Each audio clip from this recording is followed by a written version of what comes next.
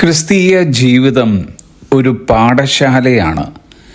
എല്ലാ ദിവസവും കൂടുതൽ ദൈവത്തോടടുക്കുന്നതിനുള്ള പാഠങ്ങൾ നാം പഠിച്ചുകൊണ്ടിരിക്കുന്നു. ഒരു സ്കൂൾ വിദ്യാർത്ഥി ഒരു ദിവസം കൊണ്ട് പഠിച്ച് ബിരുദമെടുക്കുന്നില്ല. ആയതുപോലെ ക്രിസ്തീയ ജീവിതത്തിലെ ആത്മീയ വളർച്ചയും ഒരു ദിവസം കൊണ്ട് നടക്കുന്നില്ല. ദൈനംദിന ജീവിതത്തിൽ നാം കാണുകയും കേൾക്കുകയും അനുഭവിക്കുകയും ചെയ്യുന്ന ജീവിത പാഠങ്ങൾ വിശ്വാസത്തിൽ നിന്നും വിശ്വാസത്തിലേക്കുള്ള മുന്നേറ്റത്തിന് സഹായകരമായി തീരുന്നു. ക്ലാസ് മുറികളിൽ പരീക്ഷകൾ നടക്കുന്നത് പോലെ നമ്മുടെ ക്രിസ്തീയ വിശ്വാസത്തിനുമുണ്ട് പരീക്ഷകൾ.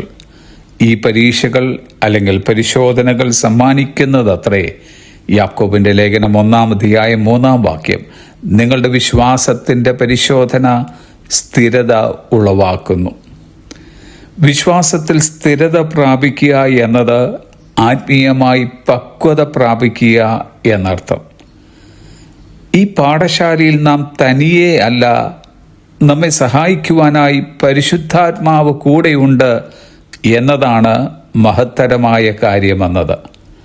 കർത്താവേ, എന്നെ പഠിപ്പിക്കണമേ എന്ന് നാം പ്രാർത്ഥിക്കുമ്പോൾ തിരുവചനത്തിലെ ആത്മീയ പാഠങ്ങൾ പരിശുദ്ധാത്മാവ് മനസ്സിലാക്കിപ്പിച്ചു തരുന്നു. ഒരു വിശ്വസ്ത അധ്യാപകനായി പരിശുദ്ധാത്മാവ് എപ്പോഴും നമ്മോടൊപ്പം നിലകൊള്ളുന്നു. നാം പഠിക്കുന്ന ആത്മീയ പാഠങ്ങൾ നമുക്ക് മാത്രമല്ല, മറ്റുള്ളവരുടെ ആത്മീയ വർധനവിനു കൂടി പ്രയോജനകരമാകുന്നു എന്നത് ശ്രേഷ്ഠമേറിയ കാര്യമത്രേ. ഇന്ന് നാം ആരും തന്നെ വിശ്വാസത്തിൽ പൂർണ്ണരല്ല.